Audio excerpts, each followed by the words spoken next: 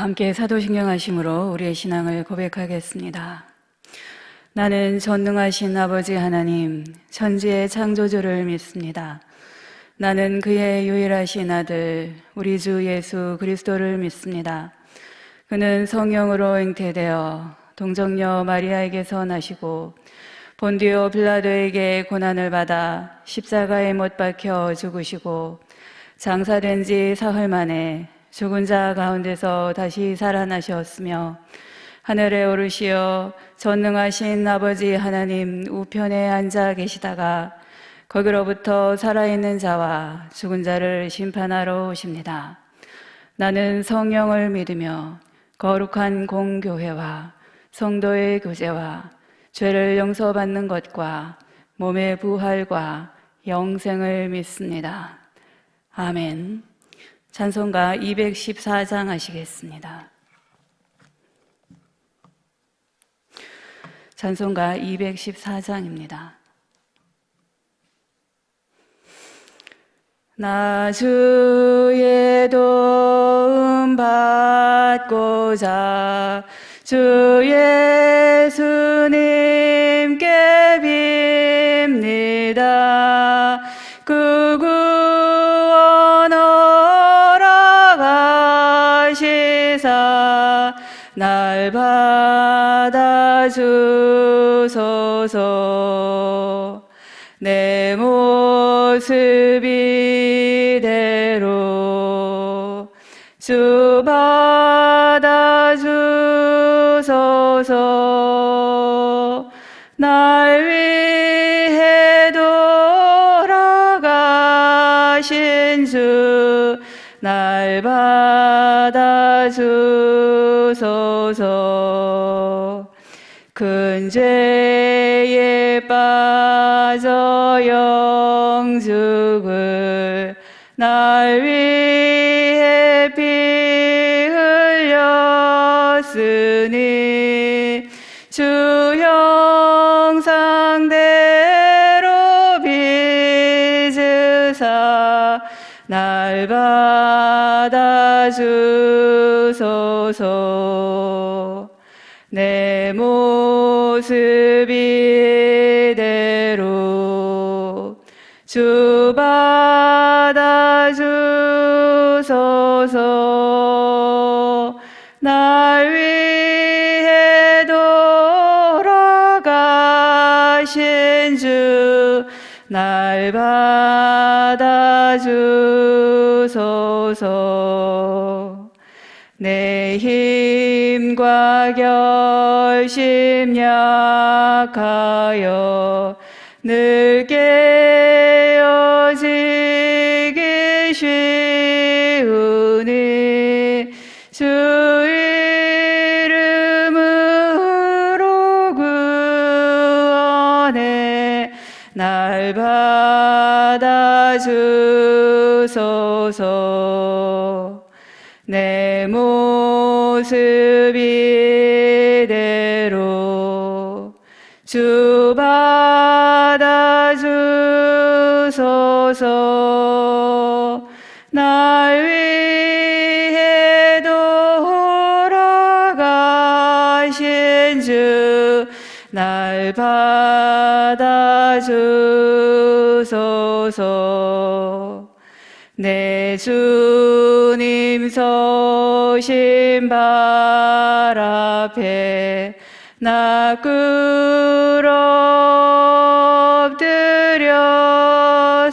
엎드렸으니 그 크신 역사 이루게 날 받아주소서.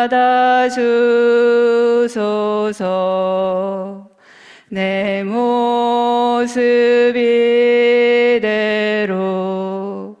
주 받아주소서. 날 위해 돌아가신 주 날 받아주소서.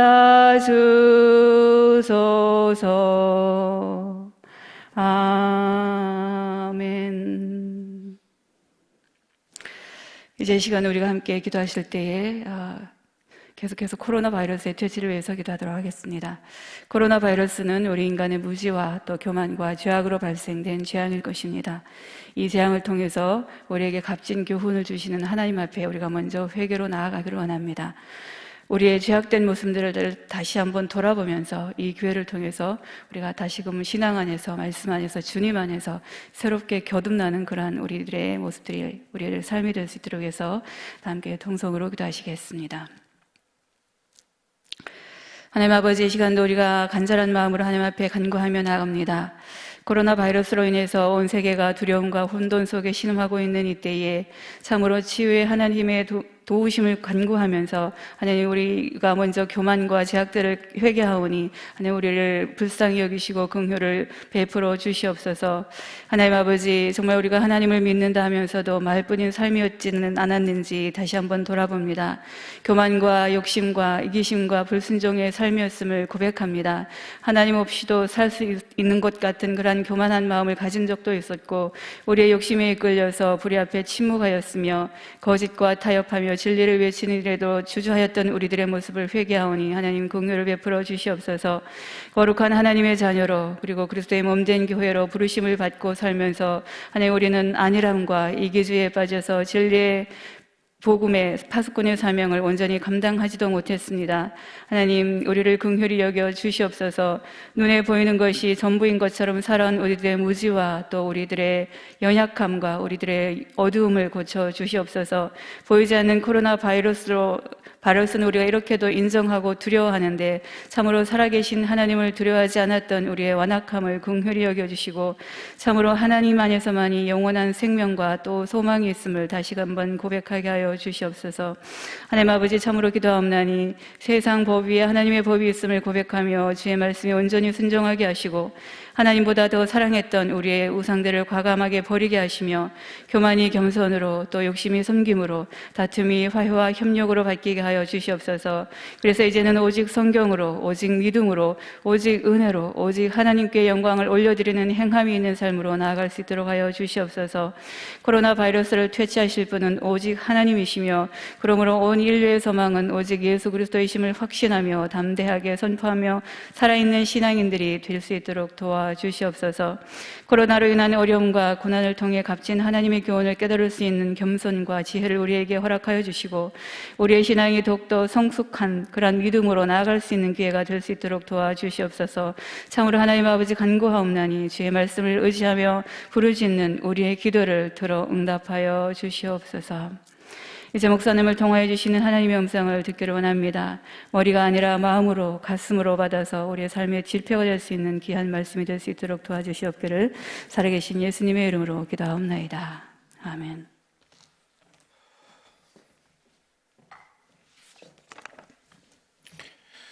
오늘 우리에게 주시는 하나님의 말씀은 예레미야 48장 11절부터 16절까지입니다. 예레미야 48장 11절부터 16절 말씀 합독하도록 합니다. 모압은 젊은 시절부터 편안하고 포로도 되지 아니하였으므로 마치 술이 그 찢기 위에 있고 이 그릇에서 저 그릇으로 옮기지 않음 같아서 그 맛이 남아있고 냄새가 변하지 아니하였도다. 그러므로 여호와께서 말씀하시니라. 날이 이르리니 내가 술을 옮겨 담는 사람을 보낼 것이라. 그들이 기울여서 그 그릇을 비게 하고 그 병들을 부수리니 이스라엘 집이 베델을 의뢰함으로 수치를 당한 것 같이 모압이 그모스로 말미암아 수치를 당하리로다. 너희가 어찌하여 말하기를 우리는 용사요 능란한 전사를 하느냐. 만군의 여호와라, 일컫는 왕께서 이와 같이 말하노라. 모압이 황폐하였도다. 그 성읍들은 사라졌고 그 선택받은 장정들은 내려가서 죽임을 당하니 모압의 재난이 가까웠고 그 고난이 속히 닥치리로다. 아멘. 자, 우리는 이제 48장으로 가면서 이 새벽에 중요한 부분들을 함께 좀 봐야 될 필요가 있습니다. 어제는 이제 블레셋이라고 하는 나라가 갑자기 튀어나왔어요. 그리고는 블레셋을 하나님이 이제 멸망시킵니다. 이스라엘에서는 이 블레셋이라고 하는 나라는 아주 끔찍한 나라예요. 어린아이들이 블레셋 온다 그러면 자다가도, 울다가도 뚝 끊치는 그렇게 아주 지긋지긋한 나라가 블레셋이에요. 끊임없이 이스라엘을 괴롭힌 나라라 이 블레셋을 어떻게 처리할 수가 없단 말입니다. 그런데 이상하게 하나님은 저 멀리에 있는 바벨론이라고 하는 나라를 들어서서 북쪽에서 이제 그 물결이 와서 친다 그렇게 했죠. 이 블레셋을 멸망을 시켜버리는 이런 일이 일어나요. 뜬금없이 이런 일이 일어납니다. 그리고 오늘은 이제 모압에 대한 하나님의 심판이 있거든요. 모압도 멸망당해요. 그리고 다음에는 암몬이라고 하는 나라가 또 멸망당하고 이러한 일이 그 중동 지역에 그 당시에 계속 일어나고 있단 말이에요. 자, 여러분, 이런 것을 우리는 그 작은 입장에서 보지 말고 큰 틀에서 우리가 한번 이것을 살펴봐야 될 필요성이 있거든요. 이스라엘이 어떻게 처리할 수 없는 블레셋이라고 하는 나라를 하나님이 처리해 주시고, 이제 모압도 오늘 말씀에 이제 멸망을 하나님이 예언하시고, 근데 이 모든 것들이 큰 틀에서 보면은 하나님이 이 역사를 다시 편성을 하고 있는 거예요. 나라를요. 하나님에 의해서 이런 새로운 역사가 구성이 되고 재편이 되고 있다라고 하는 것을 우리가 볼 필요성이 있다라고 하는 것입니다. 자, 먼저 11절을 한번 좀 봅시다. 11절. 모압은 젊은 시절부터 평안하고 포로도 되지 아니하였으므로 마치 술이 그 찢기 위에 있고 이 그릇에서 저 그릇으로 옮기지 않은 것 같다. 이렇게 나오고 있어요. 자, 저를 보시죠. 여러분, 이제 모압에 대해서 설명을 하고 있는데 모압은 편안한 나라입니다. 이게 술이 이제 그 찢기 위에 술이 있는 것 같다. 이렇게 나오는데 이게 무슨 말이냐면은 술을 담그잖아요. 그러면 찢기가 밑으로 가라앉고 위에는 맑은 술이 이렇게 떠 있는 겁니다. 그런데 이걸 누군가가 막 흔들잖아요. 그럼 이게 막 엉키고 밑에 있는 찢기가 막 올라오고 분리가 안 되지 않습니까? 마치 이러한 나라 같다. 이것은 편안함을 의미합니다. 원래 모압이라고 하는 나라가 그렇게 편안했어요. 그리고 편안한 그런 상황 속에서 이 나라 저 나라에게 어디든지 침범하지 않고 전쟁도 하지 않고 그렇게 자기들을 지켜나갔던 이런 나라였단 말입니다. 그리고 큰 성읍이 있었어요. 그 안에 먹을 것이 풍성했던 나라였단 말이에요.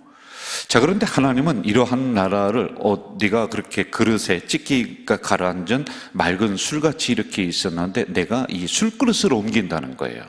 그럼 여러분, 이것을 옮기고 쏟아붓고 하다 보면은 이 술 찢기와 이 맑은 술이 서로 섞이게 된다는 거죠. 그리고 이 술그릇을 깨버리겠다.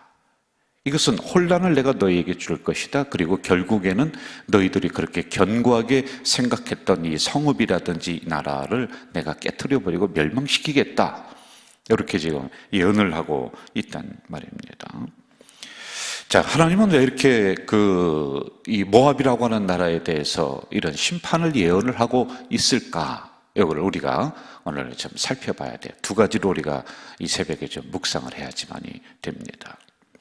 여러분, 이 모압이 누구냐라고 하는 것부터 우리가 좀 봐야 돼요. 모압은 아브람과 롯이 있었죠.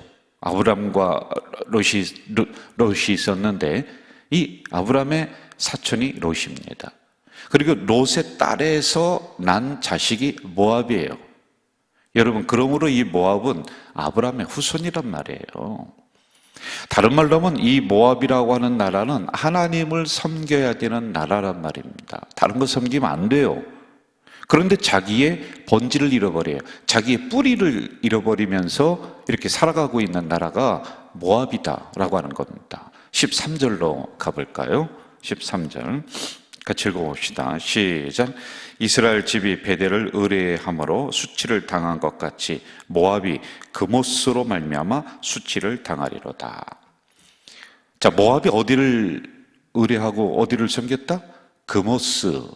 여러분, 그모스, 몰렉 이런 우상 이야기 신들 단어를 들어보셨죠? 이게 이제 몰렉과 그모스는 같은 신을 부르는 명칭입니다. 그런데 이게 뭐냐면 전쟁의 신이에요. 그리고 이 신들 앞에서는 인신공양이라고 해서 사람을 잡아 죽여야 되는 이러한 그 행위를 아주 저급한 우상 숭배였다는 것이죠. 이 그모스를 지금 섬기고 있다는 겁니다. 자, 그런데 하나님은 이 전쟁신을 섬기는 이들을 향해서 전쟁을 통해 망하게 하는 거예요. 여러분, 왜 그런지 아십니까? 아까도 말씀드렸듯이 자기의 근본 뿌리를 잃어버리면 하나님이 진멸하시는 거예요.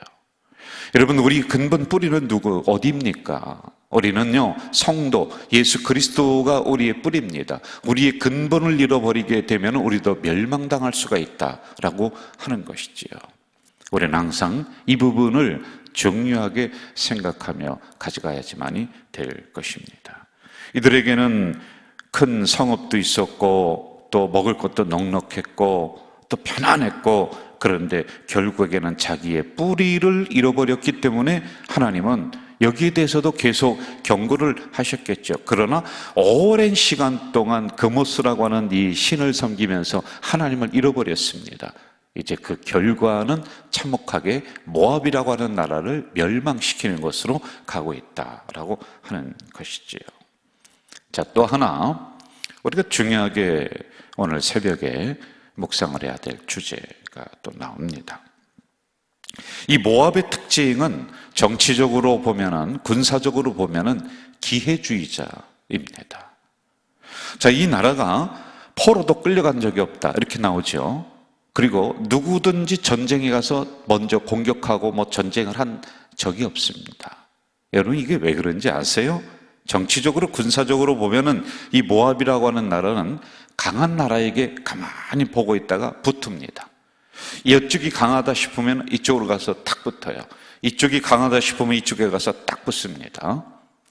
물론 정치적으로 이러한 무슨 제휴, 전략적인 제휴 이런 것들은 이제 필요할 수가 있습니다만은, 이러한 모습을 보면서 우리 하나님은 모압을 멸망시킬 계획을 가지고 있는 것이다 라고 하는 겁니다. 그러므로 오늘 이 부분을 우리들에게 새벽에 좀 적용을 한번 해보자는 거죠. 묵상을 한번 해봅시다, 여러분.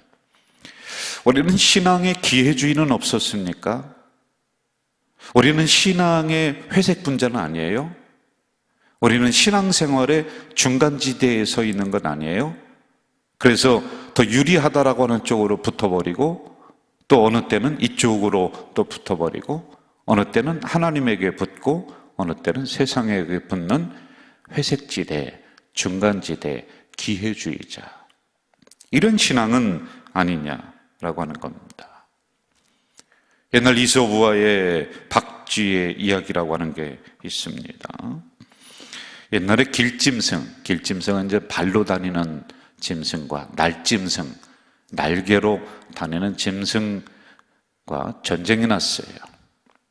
자, 전쟁이 났는데 박쥐는 옆에서 구경을 하고 있습니다. 그러면서 기회를 엿보고 있는 거예요. 이 편 들을까? 저 편 들을까? 어느 날 보니까 길짐승이 이기거든요. 발로 다니는 길짐승이 이겨요. 그러자 박쥐는 길짐승에게 가서 어떻게 하냐면 자기의 발을 이렇게 보여주면서, 나도 원래 발이 달린 이 짐승이야. 난 너희들 편이야. 그래 살아남아요. 근데 어느 날 보니까 날짐승, 날개가 달린 짐승이 이기거든요. 그럼 거기 붙어서요, 자기의 발은 숨기고 날개를 쫙 펴보면서, 나도 원래 너희들과 같이 날개 달린 똑같은 그런 종족이야. 그쪽에 붙어요. 그래서 살아남아요. 그러다가 날짐승과 길짐승이 어느 날 서로 동맹을 맺어요. 평화 조약을 맺습니다. 그러고 보니까 옆에 이 박쥐가 있거든요. 보니까 우리 편에 붙었다, 저쪽 편에 붙었다. 전쟁을 할 때는 몰랐는데 서로 평화 조약을 맺고 나니까 저놈의 정체가 탄로난단 말입니다. 그래서 여러분, 결국에는 박쥐가 쫓겨나서 저 캄캄한 동굴에서 이렇게 지낸다라고 하는 이솝우화의 이야기가 있습니다. 우리가 신앙생활하면서 중시해야 될 부분이 이 부분이에요. 우리의 정체성을 어디에 두느냐, 우리의 신앙의 순결성을 어디에 두느냐, 하나님에게 두느냐 아니면 세상에게 두느냐. 중간 지대에서 어느 때는 하나님에게 붙었다가 어느 때는 세상에 붙었다가, 여러분 이런 부분을 회색신앙, 기회주의, 양다리 걸치기, 혼합주의라고 하는 거예요. 우리 장기를 두시는 분들은 이해가 되실 건데, 양수겸장이라는 게 있어요. 이 말 하나를 딱 두면은 두 개가 어떻게 형태든지 간에 둘 다 장을 부르는 그런 그 말이 있습니다. 그 형태가 있습니다. 어떻게 하든지 이기는 거예요. 이래도 이기고 저쪽으로 가도 이기고 그렇게 되는 게 있어요.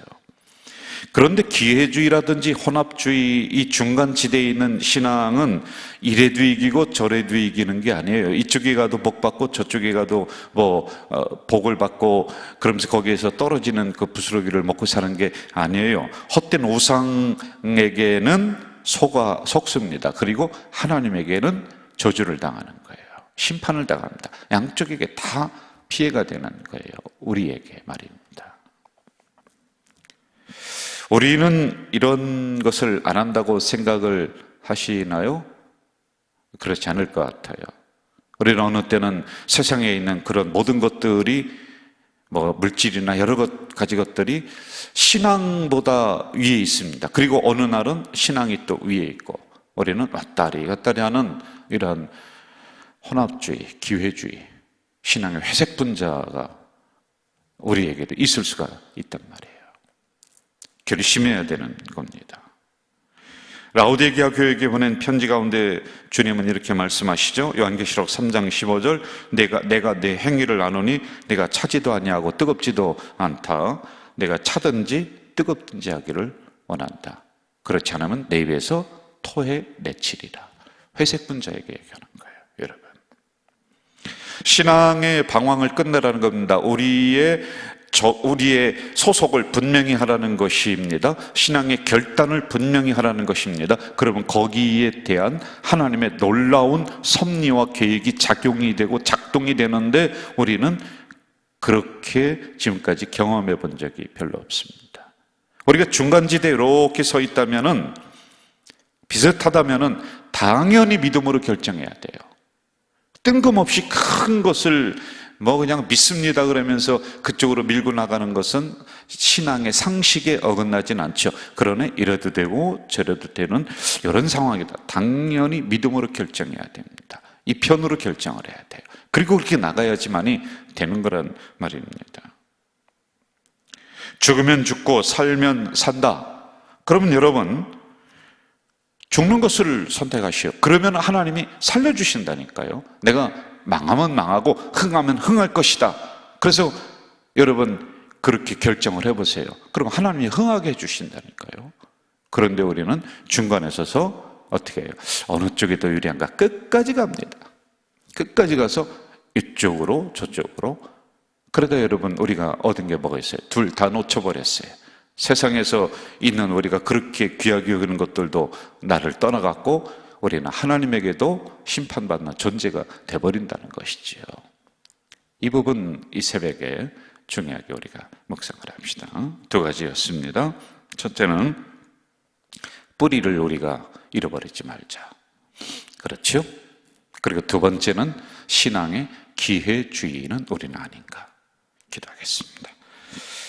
사랑하시는 아버지 하나님, 이 새벽에 모압이라고 하는 나라를 또 우리에게 말씀해 주시면서 오늘 새벽에 묵상할 주제를 주셨습니다. 오늘 우리는 우리의 뿌리인 예수 그리스도를 제대로 우리가 알고 있는가? 우리의 본질을 버린 적은 없는가? 이 부분을 깊이 묵상하는 우리 공동체 되게 하시고, 또한 신앙의 기회주의 회색 분자는 아닌가? 당연히 이래도 되고 저래도 되는 그런 상황이라고 한다면은 믿음으로 결정하며 나가는 우리가 될 수 있도록 인도해 주시옵소서. 그래서 하나님이 책임져 주시고 하나님께서 주시는 그 은혜와 복을 넉넉히 누리는 우리 공동체 식구들이 다 되도록 인도해 주시옵소서. 예수님의 이름으로 기도하옵나이다. 아멘.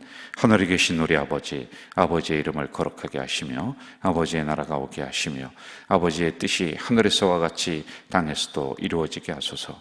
오늘 우리에게 일용할 양식을 주시고 우리가 우리에게 잘못한 사람을 용서하여 준 것 같이 우리 죄를 용서하여 주시고 우리를 시험에 빠지지 않게 하시고 악에서 구하소서. 나라와 권능과 영광이 영원히 아버지의 것입니다. 아멘.